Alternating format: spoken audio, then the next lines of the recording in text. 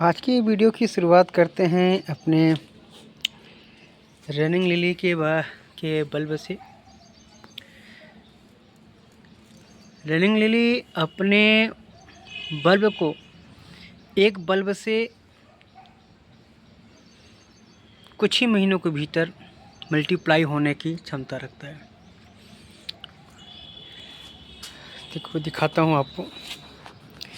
इस वाले में मैंने केवल एक बल्ब लगाया है और ये जो है अब भी 3 से 4 छोटे छोटे बल्ब बन गए हैं।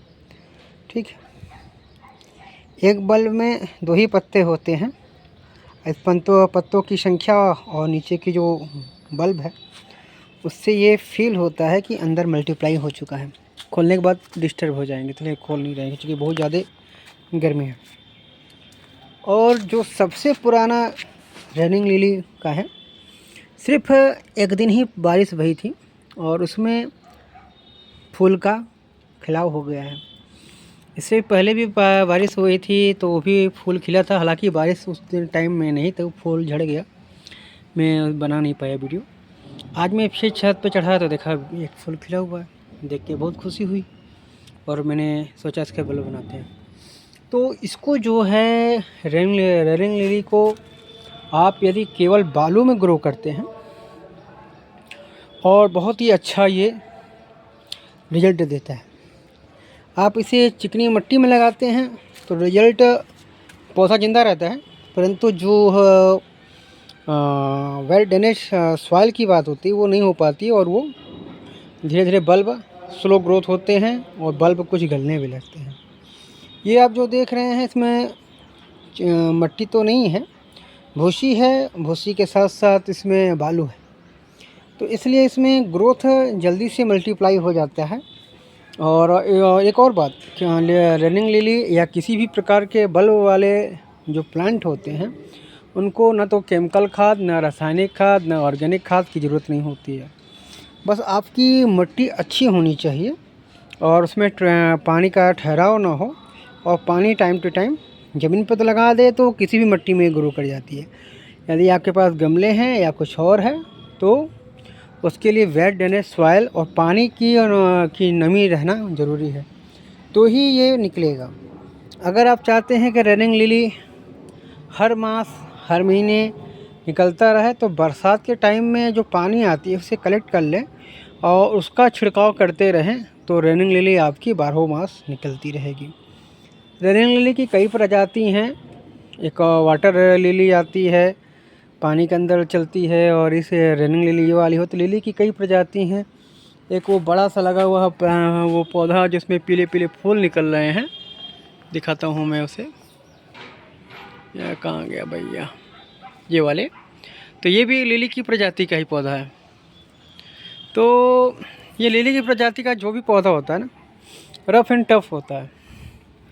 बिगिनर के लिए थोड़ी दिक्कतें होती हैं क्योंकि उनको पता नहीं होता है किसको क्या कब कैसे रखना है, क्या करना है, तो थोड़ी सी मिस्टेक कर देते हैं।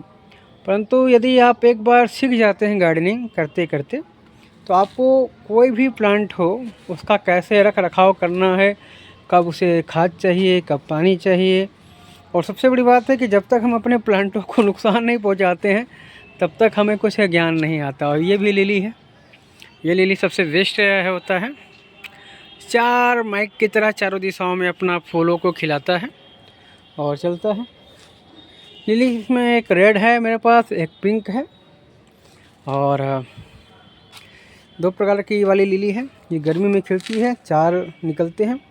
और जो वाटर लिली होती है वो भी सेम, जैसे कमल आप देखोगे ना तो कमल भी बिल्कुल ऐसे ही निकलता है, कली फिर मुंह खोलता है, सेम ये भी उसी टाइप से निकलता है। वाटर लिली होती है, ब्लू कलर की होती है, वो भी मेरे पास तो अभी नहीं है, मैं फिर से कलेक्शन में जोड़ूंगा, उसको ऐड करूंगा।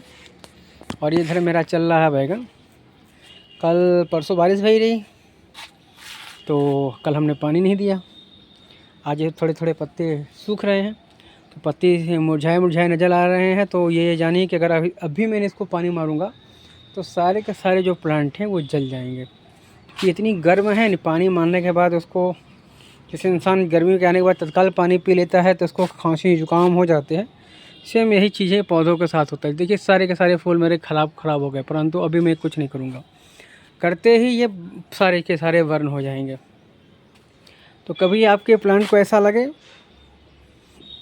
तो दोपहर में पानी ना दें, या तो शाम को 6 साढ़े 6 के बाद, या कभी। देखिए मेरे सूरजमुखी का 2 ही बड़ा बड़ा प्लांट है जो सबसे पहले भरे थे। इसमें इतने फूल आए आते हैं ना कि तबीयत खुश हो जाती है, सूरज की ओर मुँह करके खड़ा रहता है। और अब नेक्स्ट टाइम में मैं बड़ा वाला सूरजमुखी लगाऊंगा, जो सबसे बड़ा बड़ा फूल देता है उसको लगाऊंगा। इतने टेम्परेचर है कि मेरे को धूप में खड़ा नहीं रहा जा पा रहा है। और ये भी एक ही साल मैंने ये ले आ रहे, देखिए इसके ऊपर पॉलिनेशन करने के लिए इसके ऊपर बहुत सारी मधुमक्खियाँ आती हैं। और मेरे छत पे इस समय सबसे ज़्यादा सूरजमुखी ही हुआ है, वो भी मिनी नेचर वाला। और ये हमारा गुलाब, देसी गुलाब चल रहा है अच्छा से। और क्या बताऊं, रख रखाव तो सबका करता हूँ। इस साल मेरे बहुत सारे गुलाब मर गए। गुलाब मर जाने के कारण है कि मैंने उनको इस प्लास्टिक के पॉट में लगाया था, और उसमें खाद की मात्रा जैसे जाड़े में होती है ज़्यादा, बहुत ज़्यादा खाद दी जाती है, उस टाइप से मैंने डाल रखा था। तो इस कारण, यही एक कारण है जो मेरे सारे गुलाब गर्मी के टाइम में रख रखाव करने के बाद ही मर गए। और जिनको मैंने ज़मीन में लगा दिया था, ज़मीन में लगाने के बाद एक समस्या बस ये होती है कि जंगली कब उग जाए कोई भरोसा नहीं होता है। अब गमले में चांस कम होते हैं। चलिए देखिए ये वाला भी, इस वाले जो ले आए थे ना, इसमें एक बचा, बाकी 2 तो बिल्कुल ही डेड हो गए, ख़त्म हो गए। और देसी गुलाब तो 6-7 मर गए, कोई गिनती नहीं है उनकी। चल रहा है देसी गुलाब में। फिर बारिश के से पहले अगस्त सितंबर में मैं फिर से गुलाब लगाऊंगा, क्योंकि ये जो नई ब्रांचेस आती हैं गुलाब में, उन्हीं में ही गुलाब स्ट्रॉन्ग, देखिए जैसे ये वाले हैं, नई ब्रांच बिल्कुल नया शक्कर निकलता है, टनटना के निकलता है, भन भन भन भन, तो इतने फूल देते हैं। और बाकी जो पुराने शाखाएं हैं, अगर आप इसे नहीं काटेंगे, आप 1 साल रखिए, चाहे 2 साल रखिए, चाहे 3 साल रखिए, ये पतले का पतले रहेंगे और झाड़ियाँ बनाते जाएंगे, फूल भी इसमें छोटे छोटे आएंगे। और मेन जो ब्रांच होती हैं उनको भी खाने पीने की जो सुविधाएं होती हैं वो नहीं दे पाते हैं। इसलिए पौधों का मोह माया ना करें, कटिंग ले आएँ, काटिए, कैंची से काटिए। मेरे पास अच्छा कटर नहीं है, इस कारण से मैं इसको कटिंग नहीं लगा रहा हूँ, कलम नहीं लगा रहा हूँ।